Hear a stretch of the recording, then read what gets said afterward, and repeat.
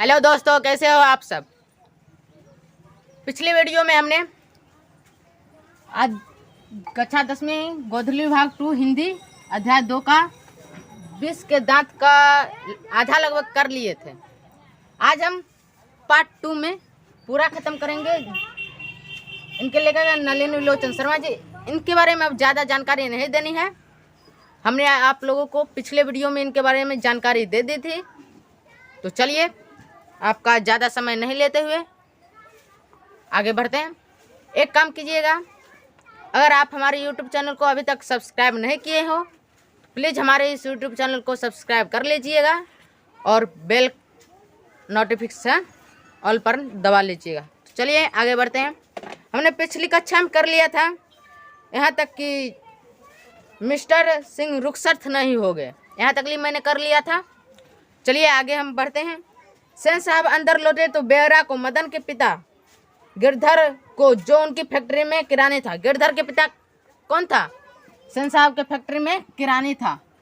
सेन साहब की फैक्ट्री में किरानी था। गिरधर कौन था? सेन साहब की फैक्ट्री में किरानी था। ये ऑब्जेक्टिव में पूछता है भाइयों।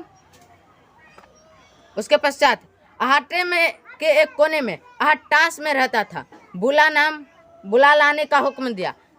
किसने बुला लाने का हुक्म दिया? सेन साहब ने गिरधर लाल, मदन के पिता गिरधर लाल को बुला लाने का हुक्म दिया। गिरधर लाल को बुला लाने का हुक्म दिया। किसने दिया? सेन साहब ने। चलिए आगे बढ़ते हैं। गिरधर लाल आया और सेन साहब के सामने सिर झुकाकर खड़ा हो गया, जैसे खून के जुर्म में कैदी जज के सामने खड़ा हो। गिरधर लाल ऐसी नौकरी करता था सेन साहब के फैक्ट्री में कि जैसे बुलाया वैसे गिरधर लाल चलाया और सर झुकाकर खड़ा हो गया, जैसे कि किसी भी मौत के किसी को खून करता है ना लोग सब, उसके जुर्म में उन्हें जैसे कि पेश किया गया है। जज के सामने खड़ा हो गया। सेन साहब ने ठंडी बेलौस आवाज में कहना शुरू किया, देखो गिरधर लाल,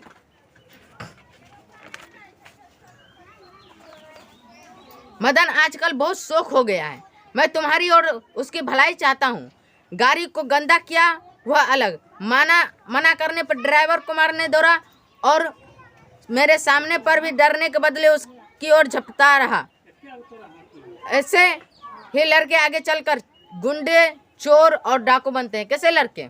सेन साहब के अनुसार जो लड़का बदमाशी करता है वही लड़का आगे चलकर चोर, गुंडे, डाकू बनते हैं। गिरधर लाल कभी कभी जी कहा देता था।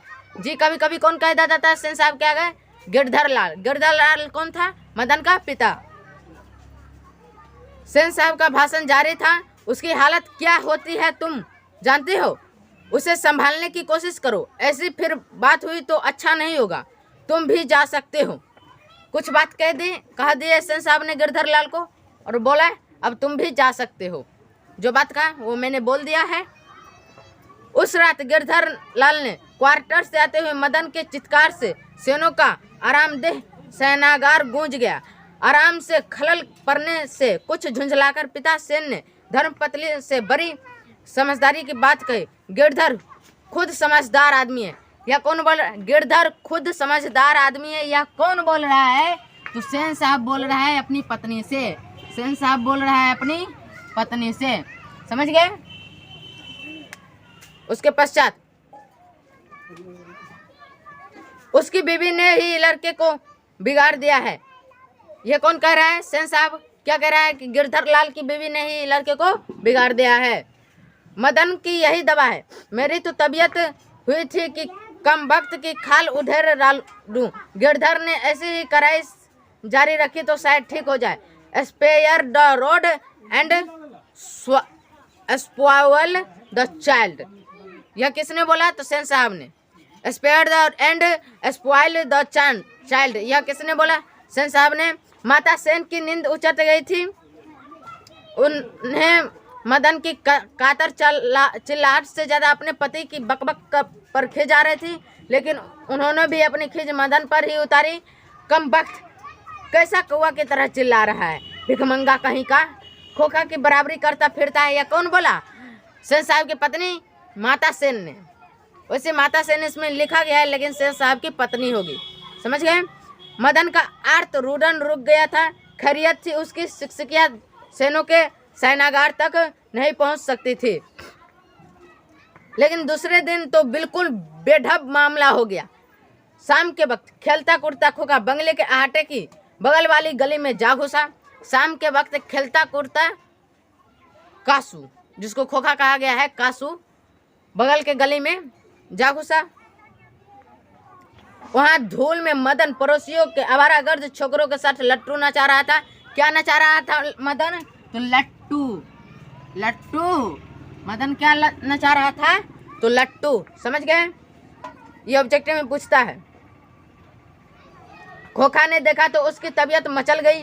हंस कौओं की जमात में शामिल होने के लिए ललक गया। ये मुहावरा है, हंस कौओं की जमात में शामिल होने के लिए ललक गया। प्रस्तुतर इस पर आएगा।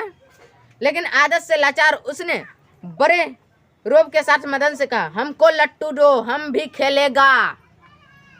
दूसरे लड़कों को कोई खास उज्र नहीं थी। वे खोखा को अपनी जमात में ले लेने के फायदों को नजरअंदाज नहीं कर सकते थे। पर उनके अपमानित प्रताड़ित लीडर मदन को यह बात कम मंजूर हो सकती थी। उसने छूटते ही जवाब दिया, अबे भाग जा यहाँ से। बड़ा आया है लट्टू खेलने वाला है भी लट्टू टेरे, अपने बाबा की मोटर पर बैठ। ऐसे मदन भी गुस्सा में बोला खूब। कासू तैस में आ गया। कासू भी गुस्सा में आ गया। वह इसी उम्र में नौकरों पर, अपनी बहनों पर हाथ चला देता था, और क्या मजाल कि उसे कोई कुछ कर दे। उसने आप देखा ना तब मदन को एक घूंसा दिया। चोर गुंडा डाकू होने वाला मदन भी कम मानने वाला था। वह झट कासू पर टूट पड़ा। दूसरे लड़के जरा हटकर इस द्वंद्व युद्ध का मजा लेने लगे। लड़ो तुम दोनों, हम सब मजा लेते हैं, ये दूसरे लड़के करने लगे। लेकिन यह लड़ाई हड्डी और मांस की, बंगले के पिल्ले और गली के कुत्ते की लड़ाई थी। अहाटे में यही लड़ाई हुई रहती तो कासू शेर हो जाता। वहां से तो 1 मिनट बाद ही वह रोता हुआ जान लेकर भाग निकला। कौन रोता हुआ जान लेकर भाग निकला? कासू। मदन इतना मारा कि कासू रोने लगा। महल और झोपड़ी वालों की लड़ाई में अक्सर महल वाले ही जीतते हैं, पर उसी हालत में जब एक दूसरे झोपड़ी वाले की मदद अपने ही खिलाफ करते हैं। लेकिन बच्चों की इतनी अकल कहाँ। उन्होंने न तो अपनी दुर्दमनीय लीडर की मदद की और न अपने माता पिता के मालिक के लाडले की ही। हाँ, लड़ाई खत्म हो जाने पर तुरंत ही सहमत हुए तितर बितर हो गए। मदन और कासू की लड़ाई खत्म हुई तो यहाँ मान के चलो, ये मदन, ये कासू, इधर से पूरा देख रहा है सब बच्चा सब। जब इसकी दोनों की लड़ाई खत्म तो ये इधर, ये इधर, ये इधर, ये इधर, ये इधर, सब अपने अपने घर चला गया। समझ गया। मदन घर नहीं लौटा, लेकिन जाता ही कहाँ? कोई बच्चा घर नहीं जाएगा तो जाएगा कहाँ? ये जरा सोचो। अगर कोई बच्चा घर नहीं जाएगा मार पीट करके तो जाएगा कहाँ? 8-9 बजे तक इधर उधर मारा फिरता रहा। भूख लगी तो गली के दरवाजे में आहिस्ता आहिस्ता ऐसे पैर दबाए घुस गया। कहाँ? अपने घर में।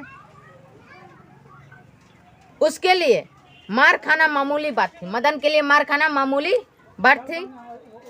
डर था तो यही कि आज मार और दिनों की मार से भी बुरी होगी। डर क्या था कि दूसरे दिन जो मार होती है, पिटाई होती है, उससे भी अधिक पिटाई आज होगी। लेकिन उपाय ही क्या था? वह पहले रसोई घर में घुसा। माँ नहीं थी रसोई घर में, माँ नहीं थी, माँ रसोई घर में नहीं थी। ध्यान रखना। बगल के सोने वाले कमरे में बातचीत की आवाज आ रही थी। उसने इत्मीनान के साथ भर पेट खाना खाया। पहले तो भर पेट खाना खा लिया, फिर दरवाजे के पास जाकर अंदर की बातचीत सुनने की कोशिश करने लगा। उसे बड़ा ताज्जुब हुआ कि उसके बापू गरज नहीं रहे थे, गुस्सा नहीं हो रहे थे। गिरधर लाल गुस्सा नहीं हो रहे थे। मदन के पापा गुस्सा नहीं हो रहे थे। उसकी अम्मा ने कोई बात पूछी जिसे वो ठीक से नहीं सुन सका तो उसके बापू ने झल्ला कर कहा, अरे भाई बतलाया तो, साहब ने सिर्फ यही कहा आज से तुम्हारी कोई ज़रूरत नहीं, कल से मकान छोड़ देना और अपनी तनख्वाह ऑफिस से ले लेना। मदन के काम की कोई बात नहीं हो रही थी, उसकी सजा की तजवीज़ होती रहती तो सुनने की कोशिश भी करता हुआ वह दबे पांव फिर बरामदे की चारपाई की तरफ सोने के लिए चला तो अंधेरे में उसका पैर लोटे से लग गया। लोटे की ठन ठन की आवाज़ सुनकर गिरधर बाहर निकल आया। मदन की अम्मा उसके साथ थे। मदन चौंक कर घुमा, ऐसे घुमा और उसके पश्चात क्या हुआ देखो, और मार खाने की तैयारी में आज छाती को अपने हाथों से बांध कर खड़ा हो गया। ऐसे खड़ा हो गया मदन मार खाने की तैयारी में। मदन अक्सर अपने पिता के हाथों से ही पीटता था, माता के हाथों से नहीं पीटता था, अक्सर पिता के हाथों से पीटता था। और जब टीम पूछेगा मदन अक्सर किसके हाथों से पीटता था, तो पिता के हाथों से पीटता था। बहुत पीटने पर रोता भी था मगर बहादुरी के साथ। बहुत मार खाता तो रोता भी था लेकिन बहादुरी के साथ। समझ गए यहाँ तक? गिरधर निस्सहाय निष्ठुरता के साथ मदन की ओर बढ़ा। मदन ने अपने दांत भींच लिए, ऐसे कर लिए, ऐसे, समझ गया? गिरधर मदन के बिल्कुल पास आ गया कि अचानक वह ठिठक गया। उसके चेहरे से नाराजगी का बादल हट गया। उसने लपक कर मदन को हाथों में उठा लिया। मदन हक्का वक्का अपने पिता को देख रहा था। उसे याद नहीं कि उसके पिता ने कब उसे इस तरह प्यार किया था। इतना प्यार उस दिन उसके पिता ने किया कि उसे पता नहीं कि किस दिन इतना प्यार उसके पिता ने किया था। अगर कभी किया था तो गिरधर उसी बेपरवाही, उल्लास और गर्व के साथ बोल उठा जो किसी के लिए भी नौकरी से निकाले जाने पर ही नामुमकिन हो सकता है। शाबाश बेटा, एक तेरा बाप और तूने वो खोखा के दो दांत तोड़ डाले। हा हा हा हा हा। उसके पिताजी हंसने लगे। यहीं पर चैप्टर खत्म होता है।